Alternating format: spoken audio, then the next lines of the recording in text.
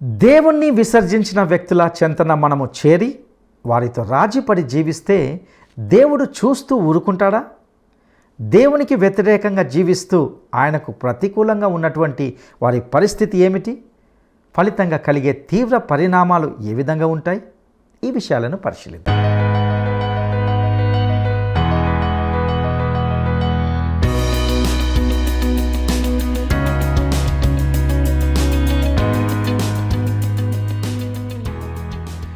మహాగణుడును రక్షకుడైన యేసుక్రీస్తు మహిమగల నామంలో ప్రేమధార టీవీ వీక్షకులందరికీ శుభములు తెలియజేస్తున్నాం. ఈ రోజుతో మనము రాజులు మొదటి గ్రంథ ధ్యానాలను ముగించుకుంటాం. నేటి మన ధ్యాన భాగంగా మొదటి రాజుల గ్రంథము 20, 21, 22 అధ్యాయాలను ధ్యానించుకోబోతున్నాం. ఇందులో ఇశ్రాయేలుపై సిరియా దేశము యుద్ధము ప్రకటించినట్లుగా చూస్తాం. ఆహాబు రాజు తన ప్రవర్తన అంతటిలో దేవునికి వ్యతిరేకంగానే జీవిస్తూ గడిపాడు. దేవునికి కోపం పుట్టించాడు. బెన్హదదు అనే సిరియా రాజును సమూలంగా నాశనం చేయమని దేవుడంటే ఆహాబు బెన్హదదుతో సంధి చేసుకొని అతన్ని బ్రతకనిచ్చాడు. ఆహాబు దేవుని మాట వినలేదు. తన అవిధేయతను బట్టి దేవుడు తనను తన రాజ్యాన్ని శత్రువులకు అప్పగిస్తానని చెప్పాడు. ఇక 21వ అధ్యాయంలో ఆహాబు యెజబేలు యొక్క క్రూరమైన భయంకరమైన కార్యాలను మనము గమనిస్తాం. నాబోతు అనే ఒక సామాన్యుని యొక్క ద్రాక్ష తోటకు ఆశపడి అతన్ని అన్యాయంగా చంపించారు ఈ భార్యాభర్తలిద్దరూ. 3 సంవత్సరాల తర్వాత మరలా సిరియనులతో యుద్ధం జరిగినప్పుడు ఆహాజుతో పాటు యూదా రాజైన యెహోషాపాతు అనే రాజు కూడా సహాయంగా ఉండడానికి హామీ ఇచ్చాడు. సిరియనులతో జరిగిన యుద్ధంలో ఎన్నో పరిణామాలు సంభవించడాన్ని మనము గమనిస్తాం. ఇక వాటిని తెలుసుకోవడానికి మనము సిద్ధపడదామా?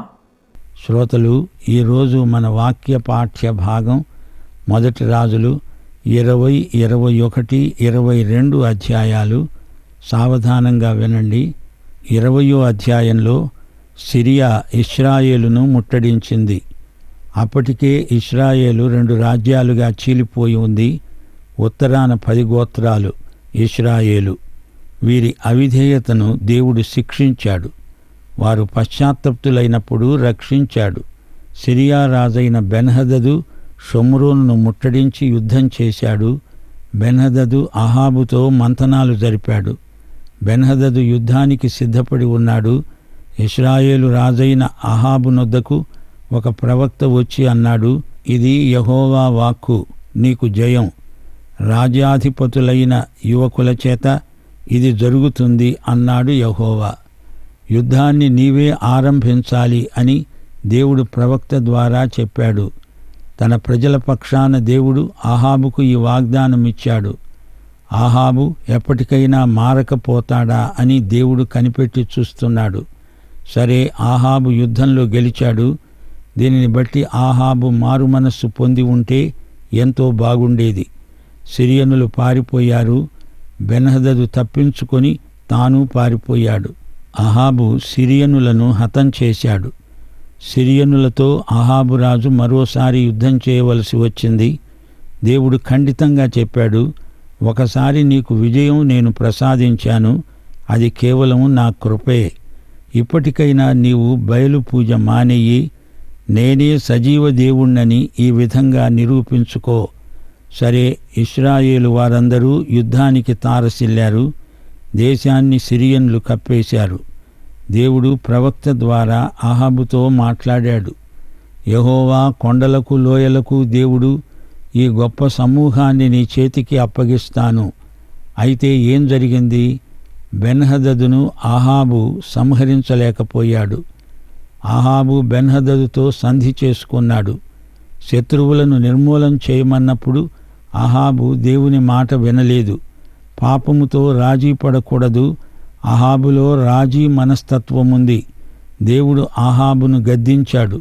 నీవు చేసిన ఈ పనికి శిక్షగా నిన్ను నీ రాజ్యాన్ని శత్రువుల చేతికి అప్పగిస్తున్నాను. చూచారా శ్రోతలు, అహాబు ఒక పాపి, బెన్హదదు ఒక పాపి. పాపితో సంధి చేసుకోవడం మామూలే. 21వ అధ్యాయంలోకి రండి. అహాబు యెజెబెలు ఎలాంటివారో, వారి చర్యలు ఎంత గర్హనీయమైనవో ఈ అధ్యాయంలో తేటగా వివరించబడింది. యెజ్రెయేలు, అక్కడ ఆహాబు నగరు ఉన్నది. దాని ప్రక్కనే నాబోతు ద్రాక్ష తోట. పరిసరాలు ఎంతో అందమైనవి. ఆహాబు నాబోతును పిలిపించి అడిగాడు, నీ ద్రాక్ష తోట నా నగరును ఆనుకొని ఉంది, అది నాకివ్వు. దానికి బదులుగా అంతకంటే మంచి ద్రాక్ష తోట నీకిస్తాను, లేదా దాన్ని నాకు అమ్ము. నాబోతు అన్నాడు, నా పిత్రార్జితమును నీకివ్వడానికి నాకు ఎంతమాత్రమూ వల్లపడదు. నాబోతు ద్రాక్ష తోట చాలా మంచిది, అందమైనది. ఆహాబు కన్నులు ఆ ద్రాక్ష తోట మీద పడ్డాయి. అది అతని పిత్రార్జితం. యెజెబెలు అంది, రాజా, కంగారు పడకు, నేనే నాబోతు ద్రాక్ష తోటను నీకిప్పిస్తాను. యెజెబెలు దుష్టురాలు. నాబోతు మీద అపనిందలు మోపి అతణ్ణి హత్యగావించింది. దానికి ప్రతిఫలం ఆహాబు అనుభవించక తప్పలేదు. నాబోతు రాతి దెబ్బల చేత మరణించాడని యెజెబెలు విని రాజుతో చెప్పింది, నీవు నిరభ్యంతరంగా ద్రాక్ష తోటను స్వాధీనపరుచుకో. దేవుడు ఏలియాకు ప్రత్యక్షమై అన్నాడు, అహాబుకు చెప్పు, ఏ స్థలమందు కుక్కలు నాబోతు రక్తాన్ని నాకాయో ఆ స్థలమందే కుక్కలు నీ రక్తాన్ని నాకుతాయి. ఏలియా వెళ్ళి అహాబుతో అన్నాడు, రాజా, నిన్ను నీవే అమ్ముకున్నావు. చూడు, యెజ్రెయేలు ప్రాకారము వద్ద కుక్కలు యెజెబెలును తినేస్తాయి. యెహోవా దృష్టిలో నీవు ఎంతో కీడు చేశావు. విగ్రహారాధికుడివైపోయావు. తీర్పు తప్పదు, ఖబర్దార్. అహాబు ఆ మాటలు విని ఉపవాసముండి గోనెపట్ట మీద పరున్నాడు. కాబట్టి దేవుడు అతని కాలమందు కాకుండా అతని కుమారుని హయాములో అహాబు కుటుంబీకుల మీదికి అపాయం రప్పించాడు. యెహూ ఇజ్రాయేలుకు వచ్చినప్పుడు యెజెబెలు ముఖానికి రంగు పులుముకొని శిరోభూషణాలు ధరించుకొని కిటికీలో నుండి చూస్తూ ఉండగా యెహూ గుమ్మము ద్వారా ప్రవేశించాడు. యెజెబెలు అన్నది, నువ్వు సమాధానంగా వస్తున్నావా? యెహూ ఆజ్ఞాపించగా 2-3 పరిచారకులు యెజెబెలును పైనుండి కిందికి పడద్రోశారు. యెహూ తన గుర్రాలతో రక్తసిక్తమైన ఆమె శరీరాన్ని తొక్కించాడు. యెజెబెలు శవాన్ని కుక్కలు పీక్కు తినాలి. ఆమె కళేబరం పెంట కుప్పలో చేరుతుంది. ఏలియా చెప్పినట్లే ఇదంతా జరిగింది. శ్రోతలు, దేవుడు వెక్కిరించబడడు. ఎవడు ఏది విత్తుతాడో అదే పంట కోస్తాడు. సరే, ఇప్పుడు మనం 22వ అధ్యాయంలోకి వచ్చాము. ఈ కథాకాలానికి దక్షిణాన యెహోషాపాతు సింహాసనమెక్కాడు. అతడు మంచి రాజు. అహాబు రాజుతో మంతనాలు సాగించాడు. సిరియన్లు, ఇశ్రాయేలీయులు 3 సంవత్సరాల పాటు సఖ్యంగా ఉన్నారు. యుద్ధాలు చేయలేదు. యెహోషాపాతు యూదా రాజు. అతడు అహాబు దగ్గరికి వచ్చాడు. సిరియనులతో యుద్ధం చేయడానికి నీవు నాతో కూడా రామోత్గిలాదుకు వస్తావా? యెహోషాపాతు అన్నాడు, సరే, యెహోవా వద్ద విచారణ చేతాము రండి. 400 మంది ప్రవక్తలు ఏకగ్రీవంగా సలహా ఇచ్చారు, నీవు వెళ్ళు. దేవుని వద్ద విచారణ చేయడానికి వారు మికాయా అనే ప్రవక్తను తెచ్చారు. యెహోషాపాతు, ఆహాబు సమక్షంలో ప్రవక్తలు ప్రకటన చేస్తూ ఉన్నారు. సిద్కియా మొదలైన వారు చెప్పిన ప్రవచనాలు ఒకే రీతిగా ఉన్నాయి. మికాయా వచ్చి ప్రకటించాడు, అందరూ సమాధానంగా వెళ్ళండి. సింహాసనాసీనుడైన యెహోవాను నేను దర్శనంలో చూచాను. ఆయన కుడి ఎడమల పరలోక సైన్యమంతా నిలిచి ఉంది. సిద్కియాకు, మికాయాకు వీరి ప్రవచనాలలో సంఘర్షణ వచ్చింది. మికాయా ప్రవచనం ఆహాబుకు నచ్చలేదు. ఆహాబు కోపంతో మికాయాను నిర్బంధంలో ఉంచాడు. మికాయా అన్నాడు, సకల జనులారా, అహాబు రాజువైన నీవు క్షేమంగా తిరిగి వస్తే యెహోవా నా చేత పలకలేదు అని గ్రహించండి. శ్రోతలు, చూచారా, యెహోషాపాతు మంచి రాజు కదా, అతనికి చెడ్డరాజైన అహాబుతో ఎందుకు సహవాసం కావలసి వచ్చింది? ఈ సఖ్యం అసహజంగా కనిపిస్తుంది. యెహోషాపాతు కుమారుడు యెహోరాము. అతడు అతల్యా అనే స్త్రీని పెళ్లాడాడు. అతల్యా ఎవరు? ఈమె అహాబు యెజెబెలులకు పుట్టిన కుమార్తె. దేవుని స్వాస్థ్యానికి చెందిన వ్యక్తి సైతానుకు చెందిన వ్యక్తిని పెళ్లాడడం భ్రష్టత్వానికి దారితీస్తుంది. రామోత్ గిలాదు సిరియా రాజు వశంలో ఉంది. యెహోషాపాతు ఈ విషయంలో జోక్యం కలిగించుకోకుండా ఉంటే బాగుండేది. ప్రవక్త ఇచ్చిన సలహాను అతడు పాటించలేదు. అహాబు యెహోషాపాతుతో రాజీ పడడం అనేక సమస్యలకు దారితీసింది. ఇది యెహోషాపాతు చేయవలసిన యుద్ధం కాదు, అహాబు చేయవలసిన యుద్ధం. గిలియాదు పట్టణం అహాబు రాజ్యానికి చెందింది. యెహోషాపాతు దైవజనుడు. అతడు దేవుని చిత్తమేదో తెలుసుకోగోరుతున్నాడు. అయితే ఇక్కడ కొందరు దొంగ ప్రవక్తలున్నారు. అహాబు మికాయాను పరిచయం చేస్తూ అన్నాడు, అతడంటే నాకు ద్వేషం. అహాబు ద్వేషిస్తున్నాడంటే అతడు మంచివాడై ఉండాలి. మనము సత్యాన్ని బోధించినప్పుడు కొందరు శత్రువులు తారసిల్లుతారు. కుమ్మరి ఓ కుమ్మరి జగదుత్పత్తిదారి చీకట మన్నైన నా వంక చల్లగా చూడు మాయా, చల్లగా చూడు మాయా.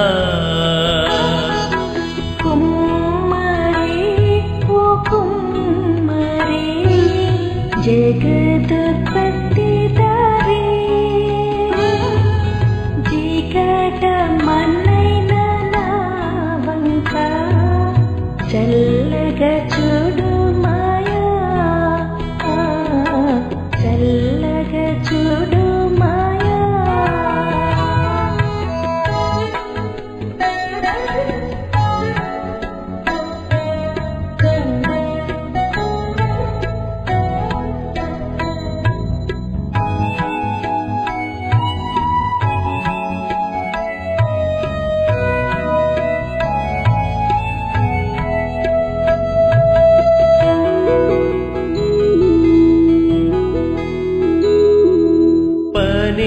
పనికిరాని పాత్రనని పారవేయకుమా, వంగి పొరలు పాత్రగా నన్ను నింపుమా. సువార్తలోని పాత్రలన్నీ యేసును పొగడుచుందా, సాక్షిగా ఉండు పాత్రగా చేసి సత్యముతో నింపుము తండ్రి, సత్యముతో నింపుము తండ్రి. కుమ్మరి ఓ కుమ్మరి జగదుత్పత్తిదారి చీకట మన్నైన నా వంక చల్లగా చూడు మాయా, చల్లగా చూడు మాయా.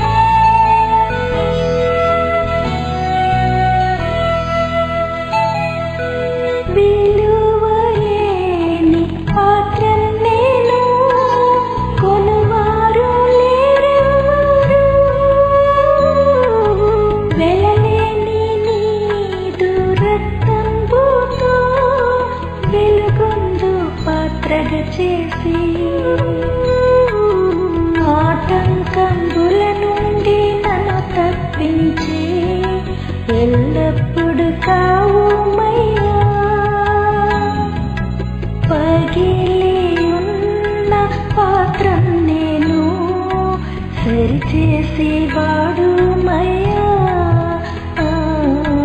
సరిచేసేవాడు మయా కుమ్మరి ఓ కుమ్మరి జగదుత్పత్తిదారి చీకటమన్నైన నా బంక చల్లగా చూడు మాయా చల్లగా చూడు మాయా లోకాశతో నిండి ఉప్పొంగుచు మార్గంబునే తప్పితి మనుషేచ్ఛలన్నీయున్ స్థిరమనుచుని మనశాంతి కోల్పోతేనే పోగొట్టుకున్న పాత్రయనుచు పరుగెత్తి నిను పట్టితి ప్రాణంబు నాలో నున్నప్పుడే నీ పాదములే. గలతీ పత్రిక 4వ అధ్యాయం 16వ వచనంలో పౌలన్నాడు, నేను మీతో నిజమాడినందున మీకు శత్రువునయ్యానా? 400 మంది ప్రవక్తలు అబద్ధాలు ప్రవచిస్తున్నారు. రాజుకు ఏది కావాలో అదే చెబుతున్నారు అబద్ధ ప్రవక్తలు. ఈ ఇద్దరు రాజుల చుట్టూ చేరి వారికి అనుకూలంగా ప్రవచిస్తున్నారు. మికాయా ఉపమాన రీతిగా ప్రవచించాడు. మికాయా చూచిన దర్శనంలో ఈ ప్రవక్తలందరూ అబద్ధికులు. సిద్కియా అనేవాడు అబద్ధ ప్రవక్త. అతడు వచ్చి మికాయాను చెంప మీద కొట్టాడు. మికాయా చెప్పాడు, రాజు తిరిగి రాడు. మికాయా ప్రవచనం సరైనది. ఇశ్రాయేలీయులు యుద్ధంలో ఓడిపోయారు. అహాబు మోసం బట్టబయలైపోయింది. యెహోషాపాతు రాజవస్త్రాలు ధరించి ఉన్నాడు. అహాబు మారువేషంతో వెళ్ళాడు. ఏదో ఒక బాణం వచ్చి అహాబుకు తగిలింది. అహాబు రక్తంతో రథం తడిసిపోయింది. అహాబు రాజు హతమయ్యాడు. యెహోషాపాతు బ్రతికే ఉన్నాడు. ఏలియా ప్రవచనం ప్రకారం నాబోతు చనిపోయిన చోట కుక్కలు అతని రక్తాన్ని నాకటానికి సిద్ధంగా ఉన్నాయి. ప్రవచనం నెరవేరింది. దేవుడు సింహాసనం మీద ఉన్నాడు. యెహోషాపాతు తన తండ్రి అయిన ఆసా యొక్క మార్గములన్నిటినీ అనుసరించి యెహోవా దృష్టికి అనుకూలంగా ప్రవర్తిస్తూ వచ్చాడు. యెహోషాపాతు మంచి రాజు గాని ఇశ్రాయేలు రాజుతో సంధి చేసుకొని గొప్ప పొరపాటు చేశాడు. యెహోషాపాతుకు యెహూ ఎదురుపడ్డాడు. అన్నాడు, నీవు భక్తిహీనులకు సహాయం చేసి యెహోవా శత్రువులకు స్నేహితుడవయ్యావు. అందువలన యెహోవా సన్నిధి నుండి కోపం నీ మీదికి వస్తుంది. అయితే దేశములో నుండి నీవు దేవతా స్తంభాలను తీసివేసి దేవుని వద్ద విచారణ చేయడానికి నీవు మనసు నిలుపుకొని ఉన్నావు. నీ యందు మంచి క్రియలు కనపడుతున్నాయి. నిజమే కాని చిట్ట చివరికి రాజీ పడ్డాడు. లోకంతో రాజీ పడడం వలన జీవితం విషాదాంతమవుతుంది. యెహోషాపాతు బంగారం తేవడానికి ఓఫీరు దేశానికి పోవటానికి తర్షీషు ఓడలను కట్టించగా ఆ ఓడలు దారిలో బద్దలైనాయి. ఉత్తరాన ఆహాబు కొడుకు సింహాసనమెక్కాడు. యెహోషాపాతు వారితో కలిసి వ్యాపారం చేయడానికి ఒప్పుకోలేదు. అతడు గత అనుభవాల నుండి పాఠం నేర్చుకున్నాడు. పిమ్మట యెహోషాపాతు తన పితరులతో కూడా నిద్రించి దావీదుపురమందు పాతిపెట్టబడ్డాడు. అతని కుమారుడు యెహోరాము రాజయ్యాడు. ఈ అధ్యాయంలోని చివరి వచనాలు అహాబు కుమారుడైన అహజ్యా యూదా రాజైన యెహోషాపాతు ఏలుబడిలో 17వ సంవత్సరమందు షోమ్రోనులో ఇశ్రాయేలును ఏలనారంభించి 2 సంవత్సరాలు పరిపాలించాడు. అతడు యెహోవా దృష్టికి చెడుతనం జరిగించి తన తల్లిదండ్రులిద్దరి ప్రవర్తనను యెరోబాము ప్రవర్తనను అనుసరించాడు. యెరోబాము ఎవరు? ఇశ్రాయేలు వారు పాపము చేయడానికి ఇతడే కారకుడు. ఇక అహజ్యా చేసిన నిర్వాకమేమిటి? అతడు బయలుదేవతను పూజిస్తూ వాటికి నమస్కరిస్తూ తన తండ్రి చేసిన క్రియలన్నిటినీ జరిగిస్తూ ఇశ్రాయేలీయుల దేవుడైన యెహోవాకు కోపం పుట్టించాడు. సమరయ్యలో అహజ్యా పరిపాలన మంచిది కాదు. 2 సంవత్సరాలే పరిపాలించాడు. అహాబు యెజెబెలులాగే ఇతడు చెడ్డవాడు. ప్రియ శ్రోతలు, ఈ 22వ అధ్యాయంలో 2 జీవితాలు మన ముందున్నాయి. 2 వ్యక్తులు మనకు కనిపిస్తున్నారు. ఒకడు యెహోషాపాతు. ఇతడు తన తండ్రి పేరు నిలువబెట్టాడు. అటూ ఇటూ తొలగలేదు. యెహోవా దృష్టికి మేలైనది చేశాడు. అయితే అతడు చేసిన పొరపాట్లు కూడా కొట్టవచ్చినట్లు కనిపిస్తున్నాయి. ఇతడు ఉన్నత స్థలాలను తొలగించలేదు, కాని తొలగించడానికి ప్రయత్నం చేశాడు. తన సహోదరులతో సఖ్యంగా ఉండడానికి ప్రయత్నించాడు. అయితే కొంచెం హద్దుమీరి ప్రవర్తించాడు. ఇతని సహోదర ప్రేమ ప్రశంసించదగింది. అతని తీర్మానాలలో లోపం ఉండవచ్చు, అయినా అతని హృదయంలో దేవుని పట్ల భక్తి శ్రద్ధలున్నాయి. ఇక 2వ వ్యక్తి అహజ్యా. ఇతని జీవితం పాపభూయిష్టమైనది. ఇతని ద్వారా ఇతరులకు ఎట్టి ఆశీర్వాదము కలగలేదు. శ్రోతలు గమనించండి, మన సేవ మన జీవిత స్థాయి కంటే పైకి లేవదు. ఇతని రాజ్యాంగ విధానం నాశనకరమైంది. యెరోబాము, అహాబు, యెజెబెలు నడిచిన బాటలోనే ఇతడు నడిచాడు. యెహోవాను విసర్జించాడు. ఈ అధ్యాయంలో మరో చిన్న పాఠం ఉంది. ఇశ్రాయేలు రాజుకు కవచపు కీలు మధ్య బాణం గుచ్చుకున్నది. బెన్హదదు 3వసారి దండెత్తినప్పుడు ఇది జరిగింది. మికాయా సత్యాన్ని ప్రవచించినందుకు చెరసాలలో పడ్డాడు. రాజు మారువేషంలో ఉన్నాడు. అహాబు విగ్రహారాధికుడు. అతనికి మారు మనసు రాలేదు. ప్రియ శ్రోతలు వింటున్నారా? అహాబు యెహోషాపాతు సహాయం కోరాడు. సిరియాతో యుద్ధం చేయడానికి తనకు తోడ్పడమని కోరాడు. యెహోషాపాతు కుమారుడే యెహోరాము. ఇతడు అహాబు కుమార్తె అయిన అతల్యాను పెండ్లాడాడు. ఆసా యూదాను పరిపాలిస్తున్నప్పుడు అహాబు ఇశ్రాయేలును ఏలాడు. ఇప్పుడు దక్షిణాన యెహోషాపాతు పరిపాలిస్తున్నాడు. యెహోషాపాతు చాలా తెలివైనవాడు. అహాబు పిలిపించిన ప్రవక్తలను అతను నమ్మలేదు. ఈ ప్రవక్తలు రాజును ఊరికే పొగిడేస్తున్నారు. నిజమైన ప్రవక్త మీకాయా. అతడంటే రాజుకు బొత్తిగా గిట్టదు. సిద్కియా అనేవాడు దొంగ ప్రవక్త. ఇచ్చకపు ప్రవచనాలు పలుకుతాడు. మీకాయా ఏలియాలాగే దేవుడు చెప్పిందే చెప్తాడు.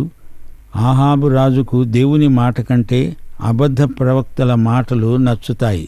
యోహాను సువార్త 8వ అధ్యాయం 44వ వచనంలో యేసు ప్రభు అన్నాడు, సైతాను అబద్ధాలకు జనకుడు, దేవుడు కాడు. సైతాను చెప్పే అబద్ధాలు దురాత్మ ఎలా అమలు పరుస్తాడో ఈ అధ్యాయంలో చెప్పబడింది. 17వ వచనం, మీకాయా అన్నాడు, ఇశ్రాయేలీయులందరూ కాపరిలేని గొర్రెల వలెనే కొండల మీద చెదరి ఉండడం నేను చూచాను. ఇదే మాట మార్కు సువార్త 6వ అధ్యాయం 34వ వచనంలో ప్రభు అన్నాడు. యేసు వచ్చి ఆ గొప్ప జనసమూహమును చూచి వారు కాపరి లేని గొర్రెల వలె ఉన్నందున వారి మీద కనికరపడి వారికి అనేక సంగతులు బోధించాడు. సిద్కియా వచ్చి మికాయా చెంప మీద కొట్టాడు.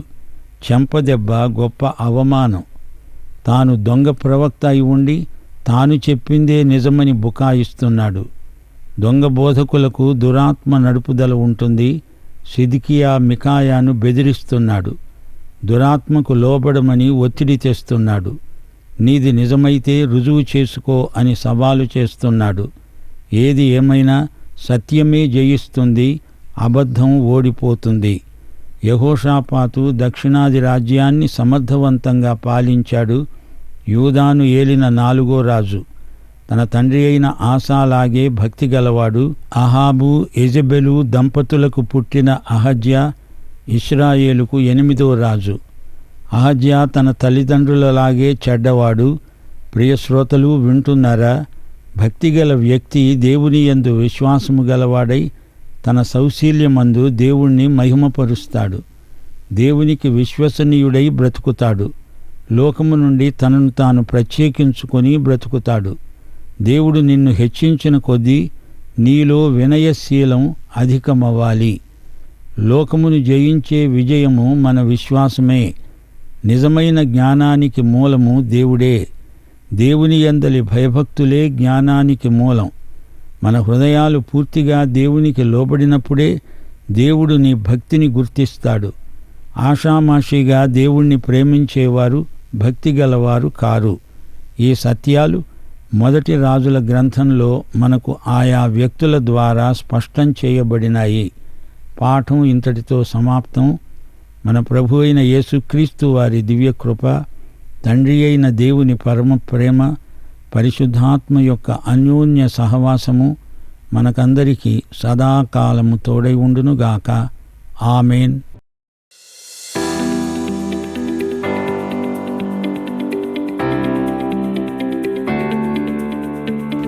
ఆహాబు యెజెబెలు ఆశించిన ద్రాక్ష తోట ఎవరిది? ఆహాబు యెజెబెలు ఆశించిన ద్రాక్ష తోట ఎవరిది? 1 నాబాలు, 2 నాబోతు, 3 నాతాను. ఈ ప్రశ్నకు సరైన జవాబును ఈ వాట్సాప్ నంబర్కు పంపండి. మా వాట్సాప్ నంబర్ 9399952570. ప్రియులారా, ఇంతవరకు మొదటి రాజుల గ్రంథము 20, 21, 22 అధ్యాయాలను ధ్యానించుకున్నాం. ఆహాబు రాజు తన జీవితంలో దేవునికి ఆయాసకరంగానే జీవిస్తూ దేవునికి కోపాన్ని పుట్టించాడు. ఆహాబు బెన్హదదుతో సంధి చేసుకొని అతన్ని బ్రతకనిచ్చాడు. శత్రువులను నిర్మూలం చేయమన్నప్పుడు ఆహాబు దేవుని మాట వినలేదు. తన అవిధేయతను బట్టి దేవుడు తనను శత్రువులకు అప్పగించాడు.